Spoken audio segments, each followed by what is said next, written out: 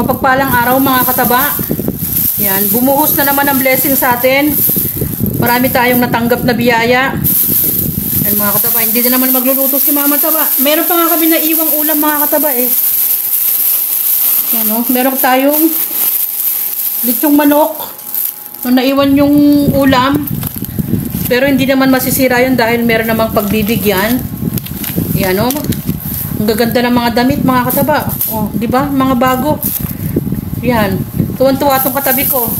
At kasi binata na. Ayan o, tignan nyo ang ngiti niya, mga kataba. Yung anak ko ma-appreciate din to. Ayan o. Hindi naman to, lalo na binata na sila. No? Hindi nagagamit ng mga damit at bagong-bago pa, mga kataba. Kaya, di ba, hindi ka magiging thankful? Ayan o. Mga bagong damit. Ang dami natin dapat na ipagpasalamat, Diyos ne. O, bagong-bago rin to mga to. O, ayan pa mga kataba. Meron pang cover. O, isang to. I think cover to mga kataba. O, ang ganda. O, ang daming ibinigay sa atin. O, hindi nakaroll pa. Tapos, yan si Mama Taba. Meron tayong duster. Gustong-gusto ko naman yan dahil ang cotton siya. Tapos sari-saring pagkain na naman ang ibinigay. Na meron tayong peanut.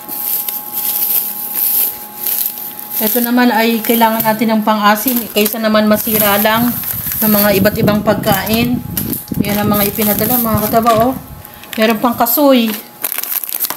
Diba? Tapos meron pang dilata na naman na ibinigay. Diba mga kataba? Hindi pa nga nauubos yung mga natanggap naming dilata. Ayan pa mga kataba. Meron naman tayong chocolate na naman. Tapos, ito gusto ko rin to mga kataba. Alam niyo kung bakit? Kasi yung mga bata, malakas makabasag ng mga babasagin.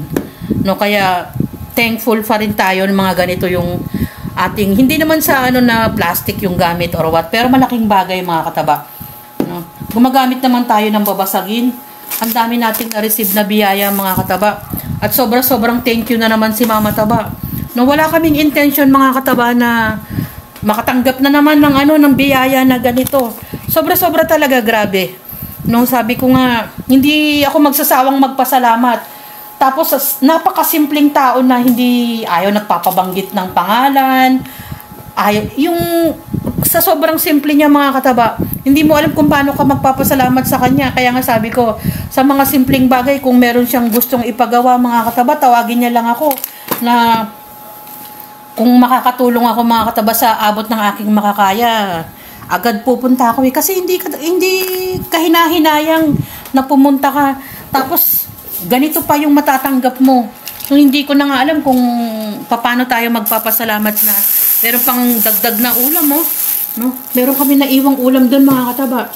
So, syempre, hindi naman yun, masisira ng basta-basta yung binabanggit ko nga. Wag ko nang i-mention kung anong ulam yung naiwan, pero masarap din na ulam, mga kataba. Kasi nga, medyo nagmamadali na kami, pero, at kung hindi pa kami agad umalis, mga kataba, manako, ewan ko na lang. Eto nang anak ko, hindi na nga magkandadala dito sa lalagyan na to. Sabi ko, uwi na tayo dahil hindi na tumigil ng kakalagay dito sa ating lalagyan. Ayan mga kataba, ang atin na namang mga na-receive ngayon. At sobrang biyaya, sobrang blessing. Di ba anak, nasiyahan ka sa mga natanggap na damit? Siyempre. O, damo, ang sagot niya, syempre, ma-appreciate din tong anak ko. Nasiyahan siya doon kasi nga, maganda yung mga damit na ibinigay. O, nung kaya nga dapat tayo magpasalamat. Kahit sa mister niya, napaka, generous din na tao. Kasama ng kanyang buong pamilya. Pati yung mga bata, mga kataba.